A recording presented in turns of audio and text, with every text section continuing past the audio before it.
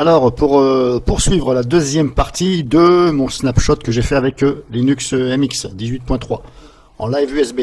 Donc, je vous rappelle que j'ai créé une image ISO à partir de l'outil MX Snapshot. Donc, j'ai créé une image ISO tout en tournant sur USB Live. Donc, j'ai installé des logiciels et j'en ai désinstallé pour voir ce que ça faisait. Voilà, c'est un test, hein. Comme je vous le dis depuis le début, sur cette partie, c'est un test. Il ne faut pas prendre ça en considération que je le fais, c'est sûr et certain. Non, je teste. Parce que des fois, j'ai des commentaires qui me disent oui, mais ceci, cela. Or, il faut bien lire le titre et bien comprendre. Je mets en général un titre adéquat. Voilà, que ça reflète bien ce que c'est. Donc, j'ai extrait. L'ISO est là. Voilà, le dossier est là. Voilà, donc ça m'a créé l'ISO. Bon, ça, je ne sais pas ce que c'est. On s'en fout. Alors que je vais les enlever, ça on s'en fout.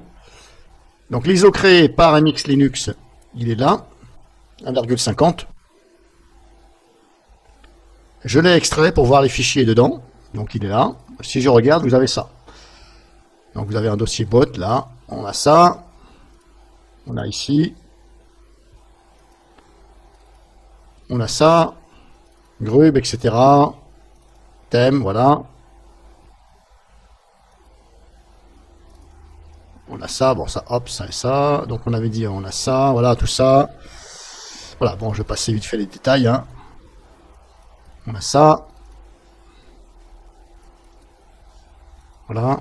Ça, je sais pas ce que c'est au juste. Alors peut-être que si. Et ça, voilà.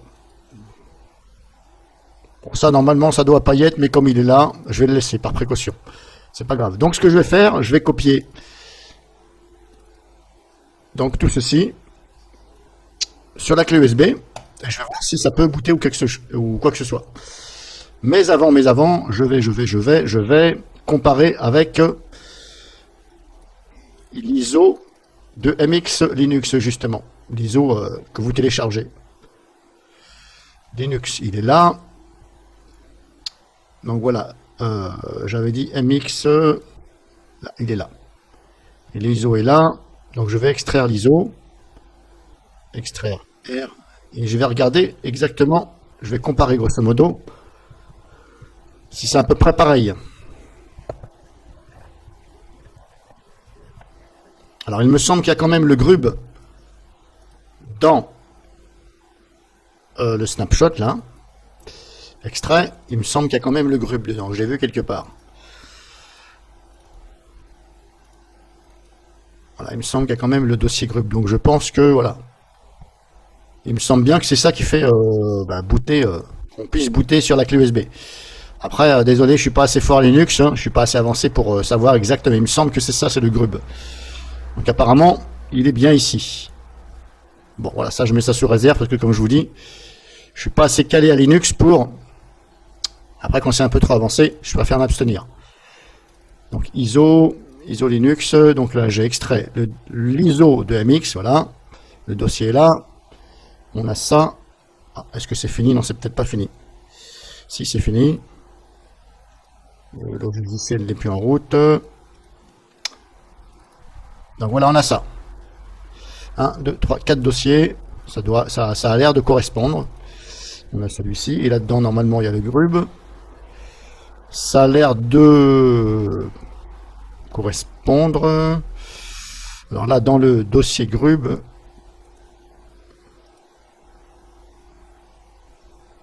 taille sur le disque, taille 6,39 MO, c'est tout. Oh, mais ça fait 6 MO. Bon, ça a l'air de correspondre grosso modo.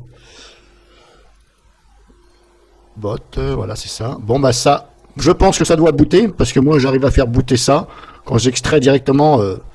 ça sur la clé USB sans passer par Rufus, etc. Puisqu'il y a le grub dedans. Donc il suffit d'extraire le dossier, enfin l'ISO sur la clé USB, vous la mettez dans votre PC et ça démarre. Il n'y a pas besoin de Rufus, etc. pour soi-disant que ça copie sur la rente bootable. Des fois c'est pas vrai. Quand le grub il est dedans, eh bien, il faut l'extraire tout simplement sur la clé. Voilà. Et ça fonctionne, pas besoin de logiciel. Donc on a vu ça, ça c'est bon. Donc il y a apparemment le grub dedans. Maintenant si je retourne Ici, si je fais ça, propriété, 6 et quelques. Bon, ça a l'air de correspondre à peu près. Voilà, grosso modo, ça correspond. Donc, je vais copier ça sur la clé USB. Tout ça, tel que c'est là. Donc, je vais mettre ma clé USB. Il faut que je la retrouve. Je ne sais plus où je l'ai mise. Alors, je m'en pose 2 secondes, le temps de trouver la clé. Voilà, j'ai retrouvé la clé, je l'ai branchée, donc c'est bien ma clé 4 gigabits. Hein, voilà. Il y a déjà, donc, voilà, comme je vous ai dit. Et déjà, ça dedans, ça, c'est moi qui l'ai extrait de l'ISO original et je l'ai copié sur la clé USB. Donc, je vais formater la clé USB.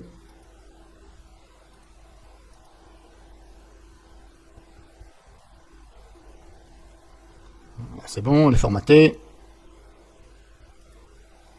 Ok. Donc là, elle est vide. Hein, allez, hop. Maintenant, je vais copier. Snapshot. Je copie ça sur la clé USB. En espérant que, d'après la première partie, donc comme je vous ai dit, pour vous en rappeler, j'ai installé des logiciels. Et j'ai fait quelques configurations. Et ensuite, j'ai fait l'ISO. Mais sans rebooter, bien sûr. Il ne faut pas rebooter. Si vous rebootez, ça annule tout. Donc normalement, comme c'est censé garder en mémoire, je voudrais voir justement, c'est le but de ce test, est-ce que si, quand ça garde en mémoire, quand ça tourne en mémoire, hein, live USB sur Linux, est-ce que du fait de faire le snapshot, l'ISO, ça garde comme si que c'était installé, donc comme si que voilà. Comme si que j'avais réellement installé les logiciels. Donc je vous ai mis, bien entendu, les photos dans ma vidéo que je suis en train de mettre en ligne actuellement. Je vous ai mis les photos de ce que j'ai fait. J'ai installé OBS Screen Capture, j'ai installé le navigateur Opera, j'ai installé GNOME Software, surtout.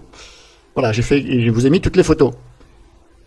Et donc, le but, c'est de voir si, maintenant, sur cet ISO, je vais avoir tout ça. Si je ne les ai pas, ça veut dire que ça crée tout simplement un ISO, mais voilà, normal, comme si que voilà, ça prend pas en considération ce que vous avez fait en fin de compte. Donc j'ai remis en pause le temps que ça copie. Donc voilà, c'est copié sur la clé USB. C'est ici. Hop, voilà.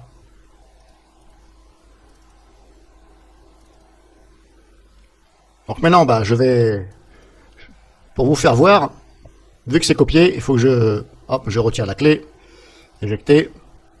Et là, bien entendu, je vais passer sur mon iPhone. Je vais filmer maintenant à partir de maintenant avec mon iPhone parce que là, je ne peux pas filmer mon écran en même temps que je boot. Ce qui me paraît logique.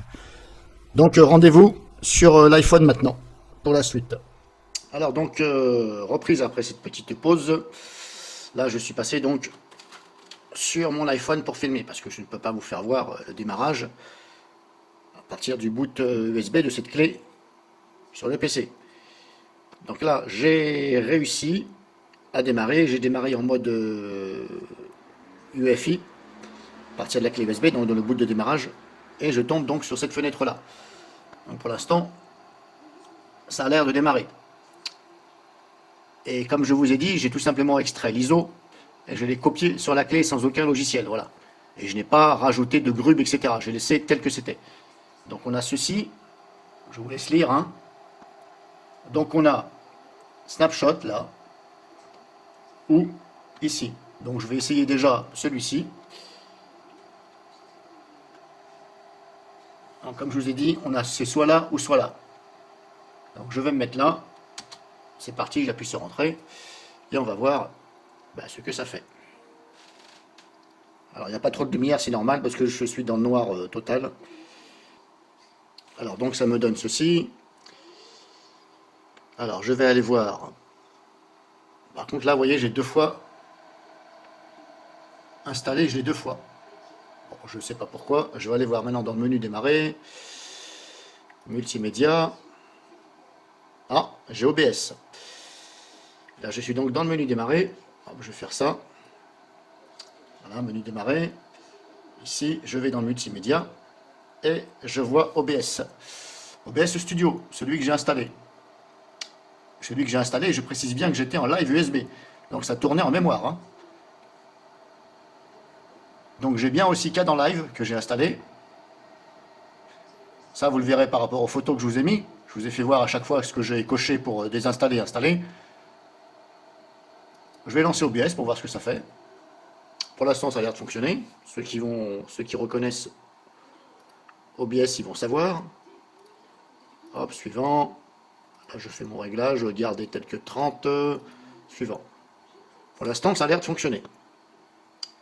Donc pour l'instant, ça a l'air de tenir la route. Alors je pensais pas que ça allait faire ça. Mais là, qu'est-ce qu'on peut en conclure, grosso modo? Bon, ceux qui sont avancés à Linux, ils vont comprendre la vidéo, mais ceux qui ne sont pas avancés, là, grosso modo, ce que j'ai fait, c'est que ça m'a gardé, ça m'a copié sur l'ISO tout ce qui tournait en mémoire.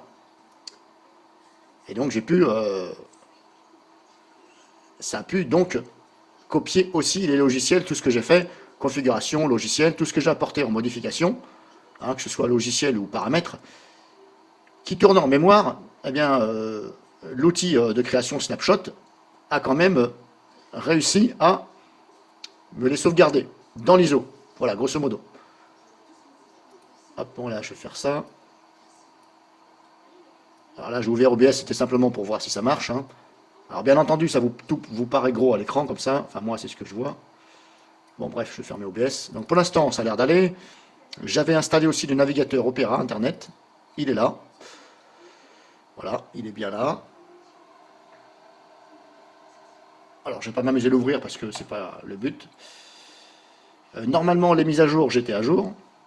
Je vais simplement vérifier les mises à jour. Donc, je fais un clic droit sur le paquet en bas, là. Je fais un clic droit et je sélectionne vérifier les mises à jour. Donc là, le mot de passe.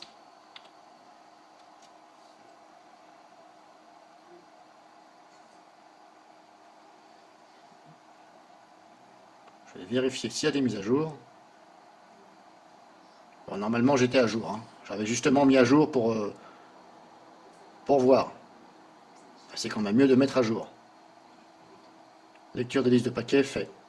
Ça s'est fermé. Donc apparemment, c'est à jour, puisque là, la mise à jour, la fenêtre, elle s'est fermée automatiquement. Ça veut dire que c'est à jour. Il n'y a pas de mise à jour. Pour l'instant, ça a l'air de fonctionner. Bon, eh bien, tant mieux. Comme ça, au moins, je saurai que ça fonctionne. Alors, quel est le but de faire ça, concrètement? Il y en a peut-être qui vont se dire, mais voilà, il est bête ce gars-là, ça sert à quoi? Bah, il n'y a pas vraiment d'intérêt, si vous voulez. C'est un test, comme je vous ai dit, c'est pour tester. Après, ça peut aussi vous servir à vous. Comme je vous ai dit, si vous n'avez pas envie d'installer donc cette distribution, vous n'avez pas envie de l'installer, vous avez simplement envie de l'avoir sur une clé USB, voilà. Parce que vous en avez besoin de temps en temps, ou vous l'aimez bien. Eh bien, sans l'avoir installé, sans l'installer, en l'utilisant en live USB, vous faites votre business, voilà, vous désinstallez le logiciel. Bon là, je ne l'ai pas fait parce que voilà, je n'ai pas voulu mettre trop de temps. Vous faites vos réglages, vous créez une image ISO. Et là, eh bien, vous copiez ça sur votre clé USB, et c'est comme si que vous l'aviez installé, tout simplement. Voilà, grosso modo, c'est ça, si je peux m'expliquer comme ça. Donc ça a l'air de fonctionner. Bon, après, pourquoi j'ai 2 fois installé en haut? Bon, c'est pas méchant. Il y en a un, il y a un cadenas, je ne sais pas si vous voyez. Il y en a un, il y a un cadenas, et l'autre, il n'y a pas de cadenas. Bon, je ne sais pas trop, c'est pas grave, hein. Alors, je ne vais pas cliquer dessus, puisque c'est pas le but. Donc ça a l'air de fonctionner. Bon, je ne vais pas m'amuser à tout contrôler, tout ce que j'ai fait. Si, le store de GNOME, tiens, normalement je l'avais mis, système, ajouter les logiciels, donc ici normalement c'est le store de GNOME, je vais l'ouvrir, et normalement on doit voir apparaître, et voilà, le store de GNOME. Et là on a bel et bien tous les onglets. Bon, bien entendu la résolution d'écran n'arrive pas à s'adapter sur celui-là, avec cet ordinateur-là, il marche bien, mais le problème c'est que ça me pose des problèmes à chaque fois, avec la résolution d'écran.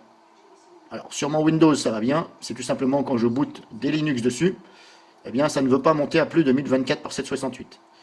Alors, il n'y a que sur ce PC-là que ça fait ça. Je ne sais pas pourquoi. Bon, bref, c'est pas grave. Je ne sais pas pourquoi. Ça marche bien sur mon PC portable et sur celui-ci. Ben, ça ne va pas. Bref, voilà. Donc, terminé. Ça fonctionne. Ça m'a permis de voir ce que ça faisait. Et puis, voilà. Je vous en ai fait profiter en même temps. Legal! drop you again, drop you again, drop you again, drop you again.